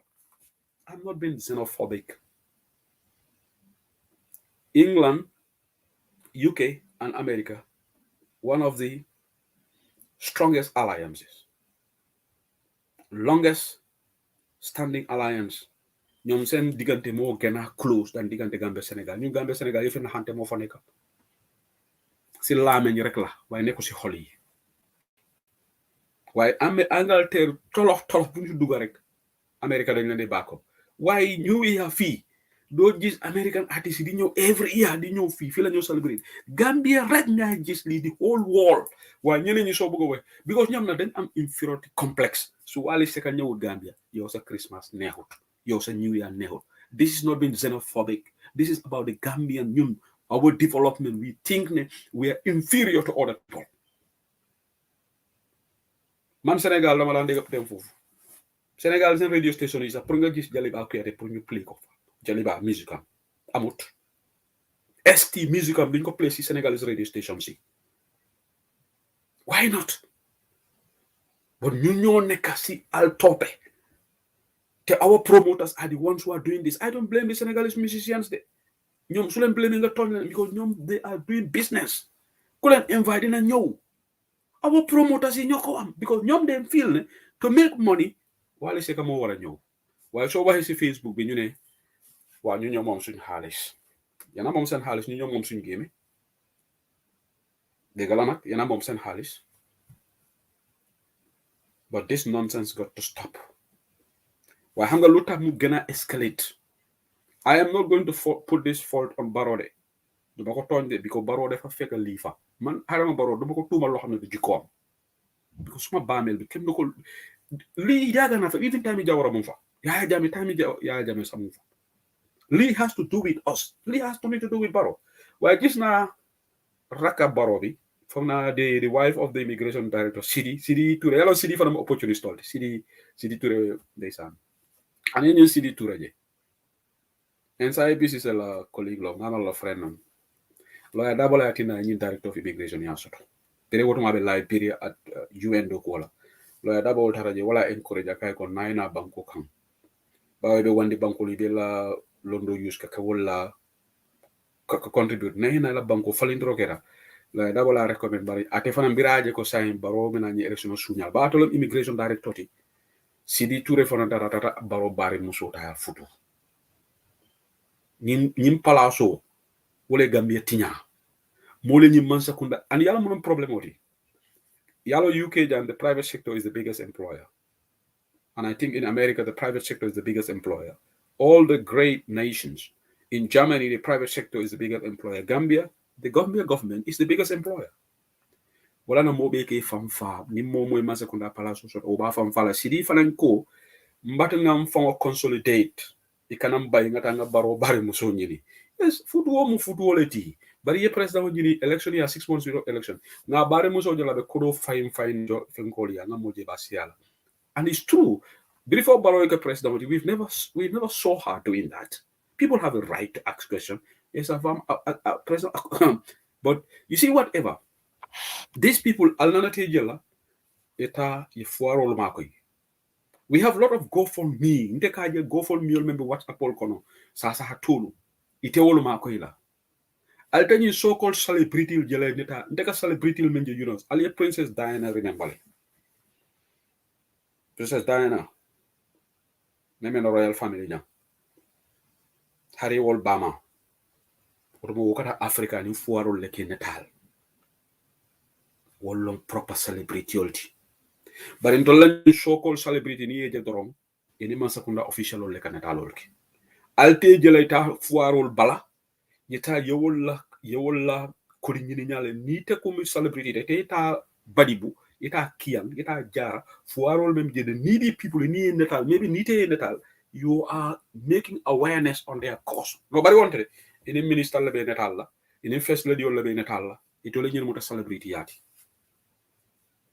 Gambia situation is very sad but Princess Diana ani world leaders all can meet le barala more bulk of our time fo janna be fala fuarul imang adimma de hari biri wo fana nata wo yala wo foundational continue akata africa la ni fuarul kenetal wolong punke amanke because mel kata president wol ni first lady wol ya sotole already imagine no la cause advance la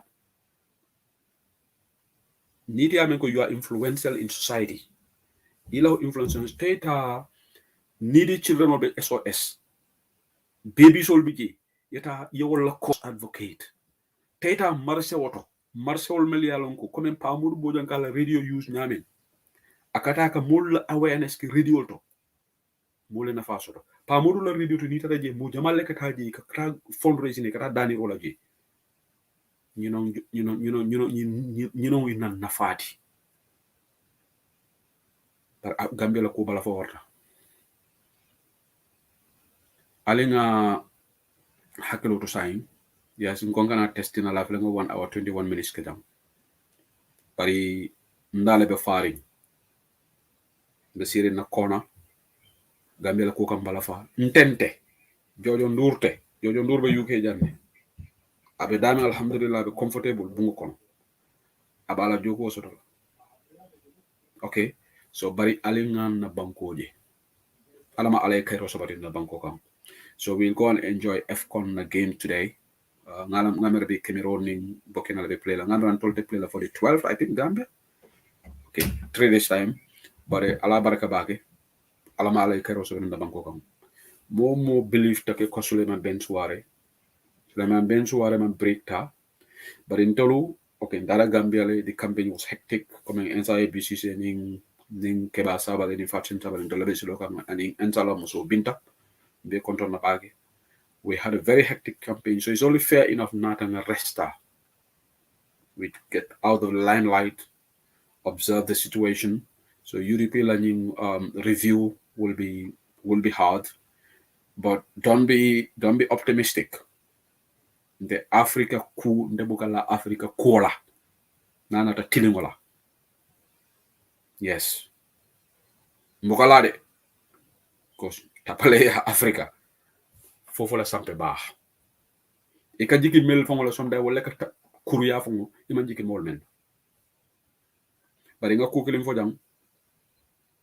Iko Gambia be play the Wednesday le. Yeah, that's fine.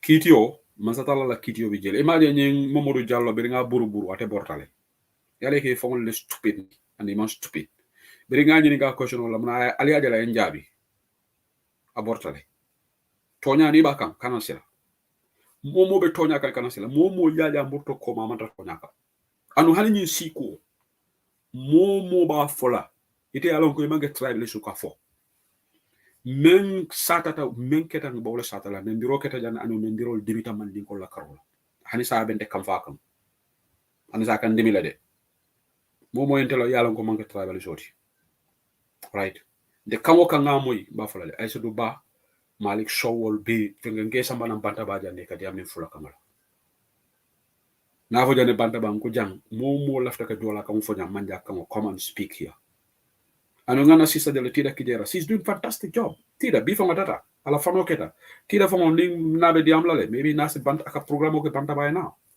nabe diam la on nasa la programo transfer ngeno aka diamu banta ba somanda kata life tida nabe diam la le because ala political senayata le tida la political senayata le tida buka mu kajafi abuka dum mola baraka tonya ne dingole fo we have this political opportunist people ibebe suti aring why setan mo dah sin daje ala ngi jibe ala la man sakunda form albe men kala ministre tali ak ministre ale banko do ko kayro sabati you don't need us ndere I don't need baro let me make that clear wala ne nga ma bala ñu kuma kuntawol fala mo do lena ta jang e do nde wonte de nte ñi man sakunda I have never attempted anything with nobody nga modol moy refe ga ha itata gambere yalla kuma kunta da mo jewti I don't need this government there's one thing even given the opportunity I will never serve on the Barola government even before this election because you know why to me Baro is dishonest yeah he's dishonest aka kumolvo mel man soto momel lote ka foko ni be ñini ndirola is a kumo be fono ban ni sita men diata yake momel lota I am lot of misleading information on the dijam alors jana ko esa fa la salary mu dala sigure kemel lulati o manke tonyati ate fongo la salary ay même fo o manke kuma soto renti mantra nen kande yalon problème mo Africa ni momo kuma soto balo fo ni ya fo ko ya nenne anu ñi Gambia mo non problème oti kundin kuba en nenne Gambia no tariata ni insult muno insults bi ni nga kuma fo même man soto ala fo ni men soto man ko manke nendirti President Lord Akala salary me $200,000. That is a lie. That's not true.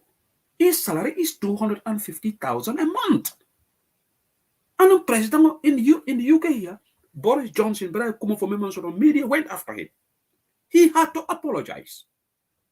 But Gambia president kuma soto balofo aka si karaka tinya boka apology. Even when he gave misleading information about SFL, after today he hasn't apologized. SFL salary is 111,000, 410,000 now.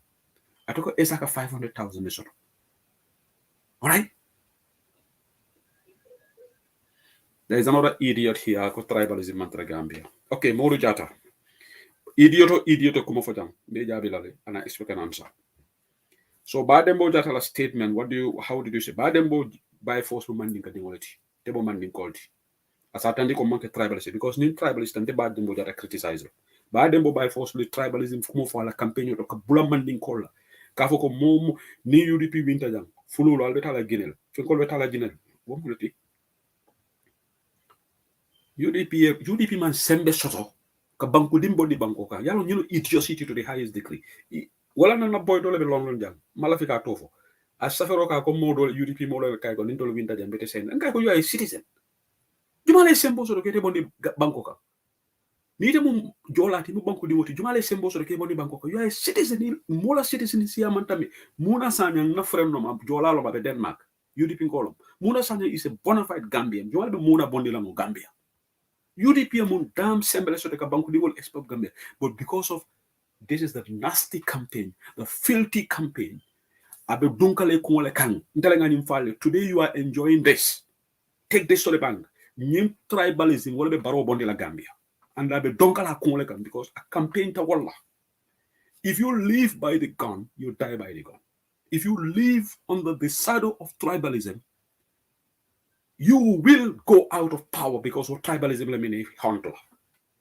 Let me give an example. Nying mano me Alpha Conde Kureta, Dumbuya, Alta la history karam. Dumbuya, Alpha Conde la right hand man nom. In fact, I tell her some Guinea. I train. I do the special forces.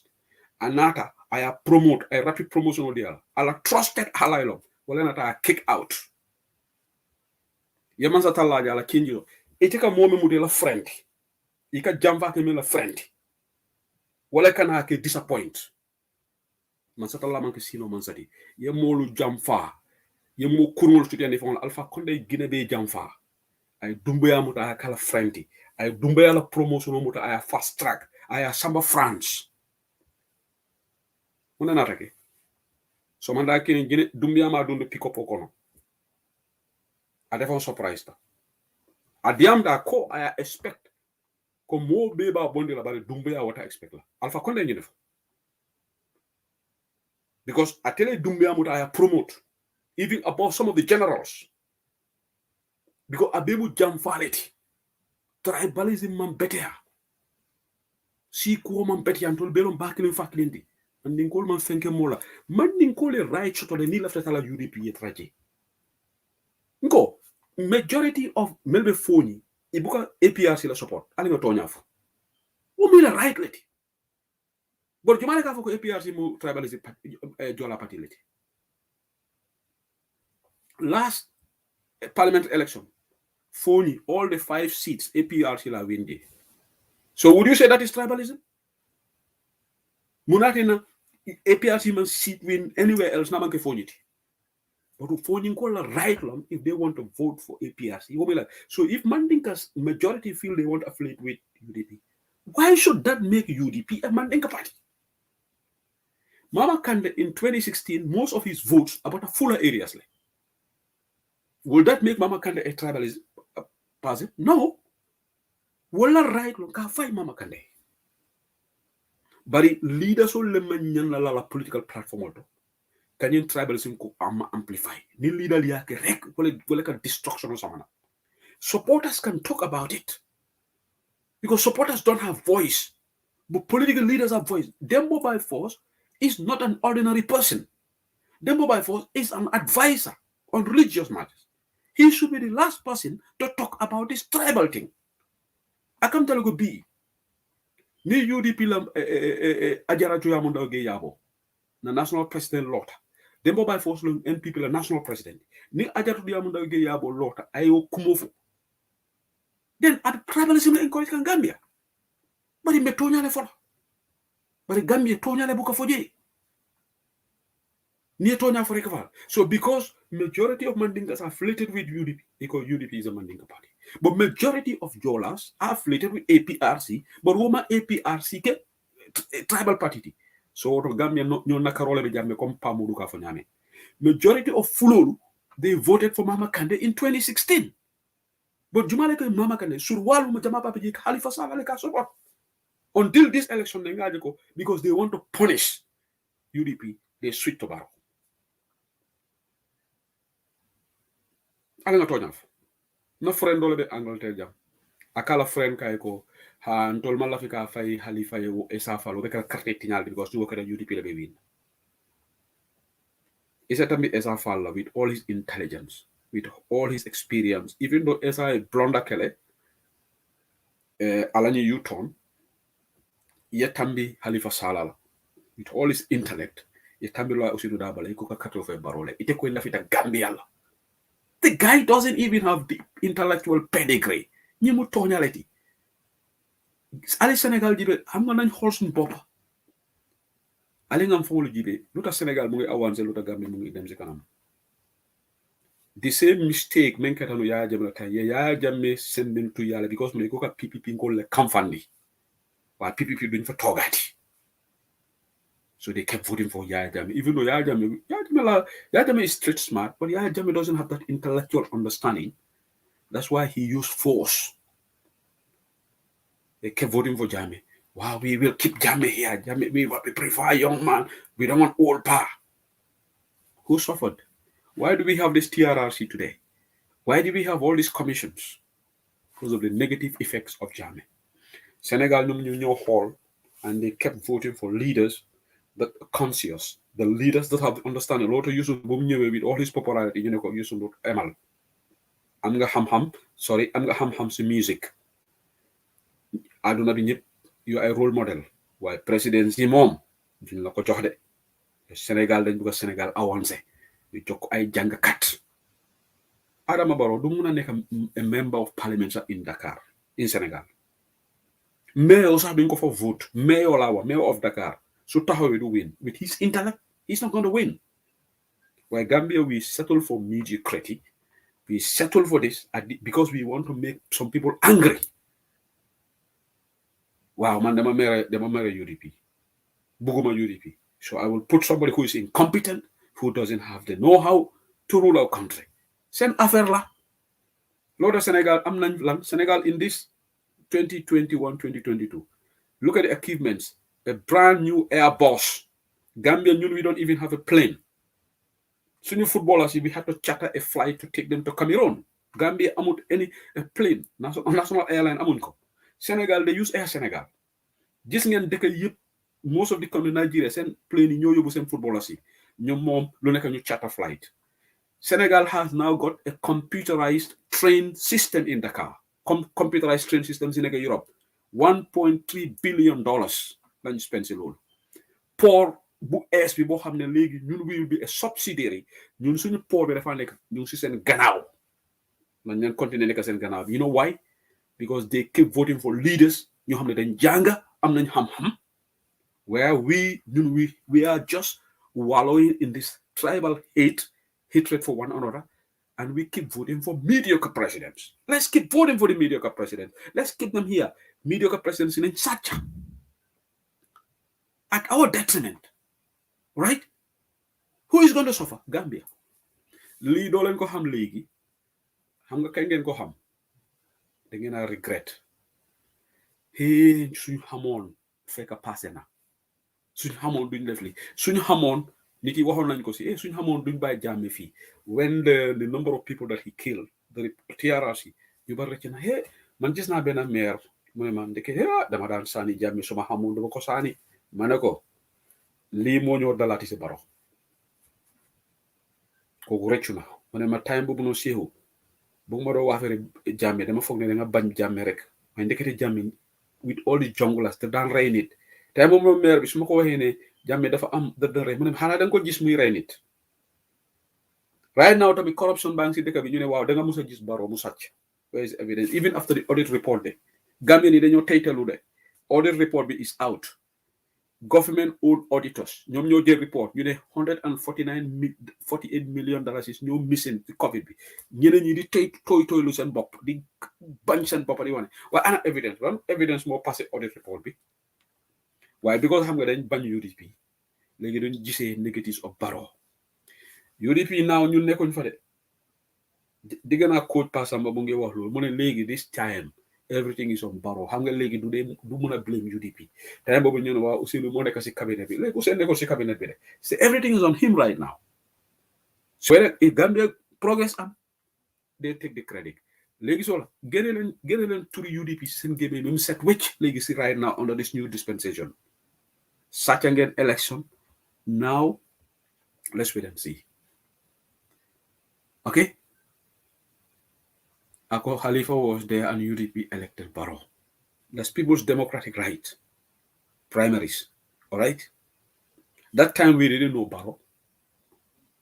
We thought he was going to be genuine. But he has failed us. But you are supporting him after realizing we didn't know him. We gave him the benefit of the doubt. Because people are fed up with Jammeh. But young in the past 5 years, key corruption bangi bari. Such a amnagandi. Tribalism, Gambians are more divided today. All right.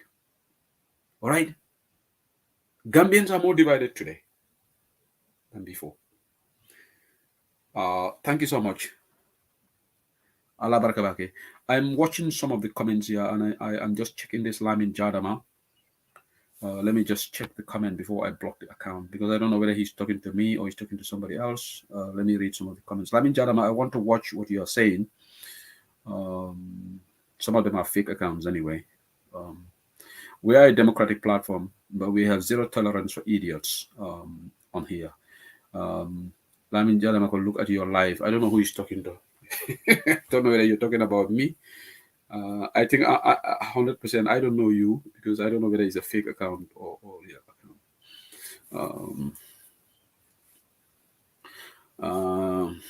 Modu Jata ko account flale bati bolo. According to block. Modu Jata, you haven't said anything here that I will block you. I am a Democrat. All right.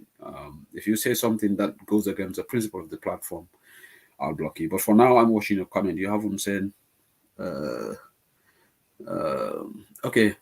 Samia Soko, we will vote. You'll vote. Okay. Good luck with that, Samia.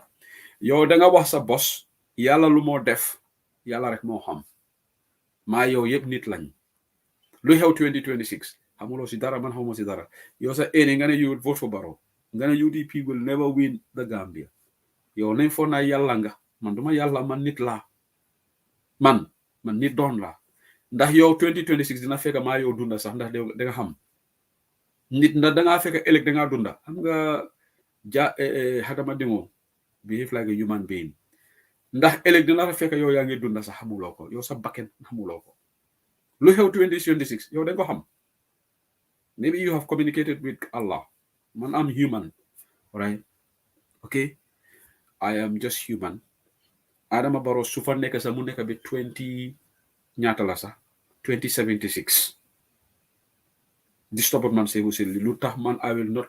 Man, Adama su fa nekk sa for the next 15 years, I will still challenge him. Man dama gom suma bop. Nelson Mandela nekk na opposition 27 years. Yen ñaa gomut yalla. Man, let me be in the opposition for the next 10 years. Again, foog ne def ma change. Wax naa ko fii.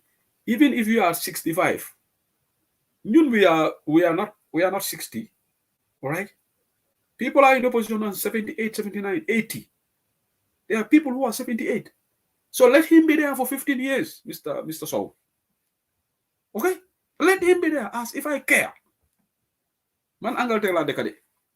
Fii dama am suma jógee sangu ak ndox bu tàng. Courant duma manqué. Suma paree ma dem si supermarket feesal suma fridge bi lekka. Suma paree ma dox suma ticket dem Gambia. Du dëgg naa Gambia. Dama dem si Sénégambia lekka foofu. Ndeewo laa fa am. Ndeewo bu riche. Ma enjoy suma bopp. Because dama jox ak suma pound sterling. Loo xam ne ma maa ko liggéey. Man Barrow mayut ma pound sterling. Joxul ma euro, jëndul ma ticket. All right? I will go and have a live. Te xëy na suma next holiday sax duma dem Gambia. I will go somewhere else. All right? So, as if I care. Let him be there for 2026, Mr. Sow. I don't know where you are. Gis naa ñu ne ñu ngi support Barrow Gambia, ñu ngi xalaku. Dala yu basa amuñ ko. Gis naa leen ñu ngi nekk some of them are struggling. The next day sax pour ñu am dox bu baax sax pour sangu amuñ ko. Ndox demba Facebook bi maa ngi gis they are saying courant dem na of 4 times. Man maa ngi fi right now I have got electricity. Dama dëkk si dëkk bi once la electricity of in 18 years. That was even for few seconds. All right. I can go to Turkey. I can go to Istanbul. I can go to Mauritius. Ma enjoy suma bopp. So, Mr. Sow, sani leen ko as if I care. Waaye loolu du tax man comme benn soirée su ma gisee corruption dama wax. Yéen some of you are just idiots. Da ngeen foog ne suba Yahya Jammeh nekk na for 22 years. Man loolu lan la ma wàññi daf ma noppi lo. Jammeh was there for 22 years. You think people will not live their lives? Some of you idiots are saying he will be there for 15 years. Let him be there for 25 years. Don't let one for 25 years. Just don't bring it down. Say Barrow will be there for 25 years. Because yana yalla. Yana yalla. Yana going to communicate with yalla. Alpha Conde won last election. Did he realize that he would be removed a couple of months later? I am not praying for any of that in our country. The Malajo example. Nit danga wasa ene lu yalla di def yalla moko xam. You think Barrow will be there for 15 years? Yo danga communicate with yalla. All right? So this is the problem. Okay? Okay. Go to what? Go to space. Okay, let me block this idiot as well. Okay. MPP nkola alman bata waren defalante batala. Di momo ko be kulubali yakala jare de block la. Yeah. You come here and have decorum, you'll watch it. Right? But ni momo kulubali yakala jam.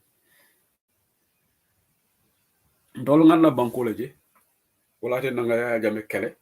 Ya jame infrastructure development on Gambia nala kumbe. Baroma talente okay. But that didn't stop us from going against Jame. Ya jame le airport okay je. Ya jame le ni silo okay je. Most of the road infrastructures. Ya jame le projects all along. All right? What has this man done? False promises. Dema bridge Banjul Bara. Ana Banjul Bara be. Free Wi-Fi. Smart garden project. And he made a lot of promises the last election. Farato, he said he's going to put a brand new hospital there. That's his business. Let him work for the people. Monday man, mangi suma Angleterre fee. All right. So far nege muneka 20 years. As if I care. As if I care. Ate bu nekk mom diganta mom yalla man lolu nekk suma diganta yalla because mom he's taking over almost 2 million people sen aha si bopam la nekk 2 million people sen aha nekk suma kaw de man suma jobot bi sen aha bi mo nekk suma bopam bi ak the few people mo lay dealal while you have aha of 2 million on the day of judgment then go ate de ten ñu ko ate yow du fa nekk sata bu fa nekk ni yow Mr. Sow buñ ko ate so bu len ñu sonal. All right. Any idiot ku fi def comment rek I will block you. Lolu mom dina ko man ma amé suma computer ma amé suma platform xamné Facebook ñom ma ko obal. All right. Bari kulubali ya momo yak jam dorom ni block la. Be rest assured. Okay? Okay? You said I don't have to block people. So democracy has responsibility. Democracy joxul la right nga jëf yefi hamadi. So demé ci nit këram da nga régler. Fii suñu kër la fii UDP plateforme la soo ñëwee fii da ngaa ragle doo dem si këri jàmbur nga jaay yëfi réew nga foog ne duñ nga sànni si biti all right yow Samia Sow fan nga nekkoon ñun when we were fighting against Yaya Jammeh foo nekkoon time boobu kenn dégut la where were you waxi Barrow yéen ay di new beast in Gambian politics because ngeen ne da ngeen a support Barrow because Barrow Pole la you are the idiots yoo xam ne da ngeen a plan def tribal discord yow kenn dégul la man dama daan def suma Facebook live musuma laa gis sa ngay comment time boobu noonu Jammeh mu ngi rey nit yi ma ngi naa ñëw fi tey di disturb me in fact any rudeness you'll block from this platform. I'm just watching your next comment. Thank you so much, Jojo Ndo. Thank you so much, Ensa ABCC. Yaya Dabo, Allah Barakabaki. Thank you for being here. We'll go and watch the Premier League football. Not right now. Sorry, the Africa FCON, which is starting, I think, in an hour, 24 minutes. Allah Barakah, thank you so much. This was supposed to be a test podcast, but I actually went on for 1 hour 46 minutes according to the computer. Allah Barakah. Let's continue to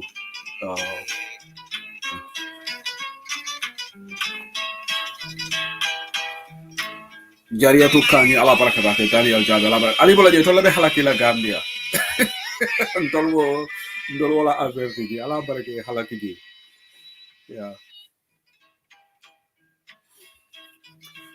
thank you.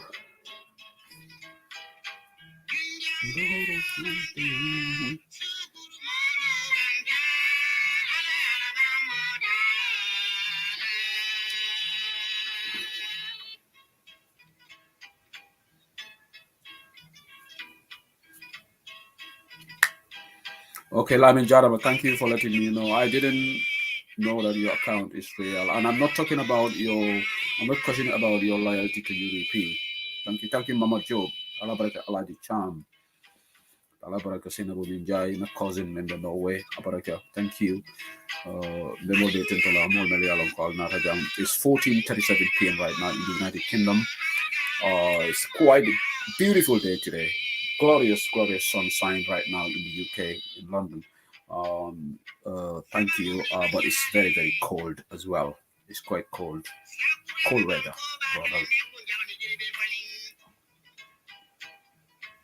Yeah, Dabo, thank you. Thank you to everybody. Allah Barakah. FA Cup today, yeah. FA Cup match coming up. Yeah, I think Man United, we are playing on Monday, I think. Tomorrow. Tomorrow or Tuesday, I think.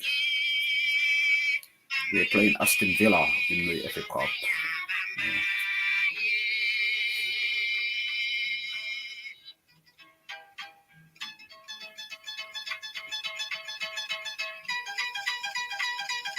Thank you to everybody. Thank you. So, Nimo test broadcast like I told you, local we are here because more farm Bugan and Gambia was taking a break, resting, but obviously we will never abandon our country no matter the outcome.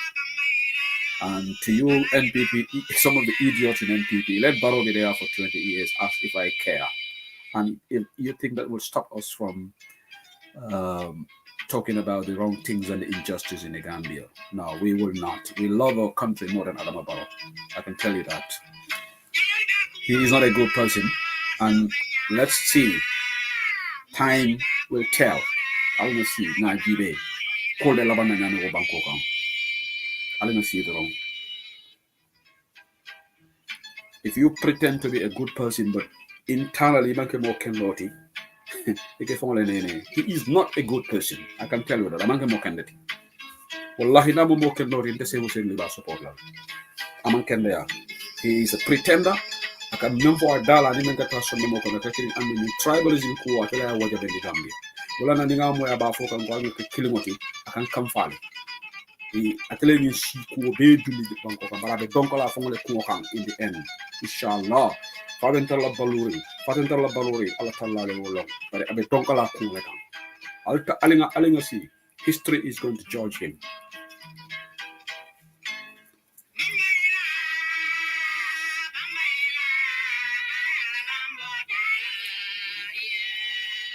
Thank you so much, Fatima Oji. Thank you very much, Monday Mori. Thank you so much. Some of you missed the program, but you can listen to the rerun. Well, Modu Jata, let him even be there for 25 years. I care less. All right? I have done what I should do as a Gambian. I have contributed, and I am very proud of myself. But if people want to cheat, if people want to rig, there are things beyond our control, but when the help of Allah comes, they can't stop that. That's what happened in Guinea-Conakry. The president was rigging the elections continuously, annoying the Guinean people, and what he did was he took somebody that he trusted, promoted him, empowered him. That person is the man who actually stabbed him on the back, and today he is helpless. We have seen what Barrow is doing. I mean, more come from the camp. Yeah, I am a friend. Mula, bole shooting on the car from where. Alinga see, not a cross roller. Masatala meant to see no man city. Alinga see. Bobo e jamfa ke, abuke wati. Ntalanga nyumfali. Asim alose me nyawonya. Hadamani jamfa ke. Wallahi ake wati la. Alinga see, not a cross roller. Nimedia mole kamera ko hadisi kola angry. Ntamantra angry winde. Okay? The tonya for made and for even before elections. Bafo kan korenki. Jamfa buka hadamani wati. A follow ka dia, jamfa follow ka dia la ka sembo sota ka kumba. Odo ke kam parole ma je kuni ko celebration ko basse. Ba mera ko nyowote ye deni ko dum ni sonko. Ale nga gibe how things are going to pan out in that country. All right.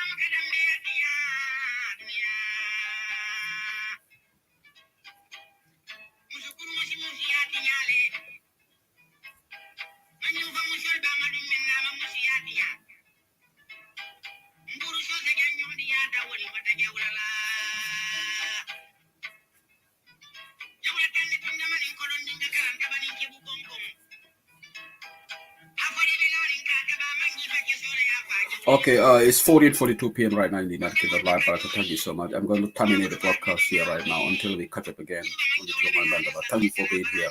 Okay, enjoy the rest of your weekend. Allah Barakah.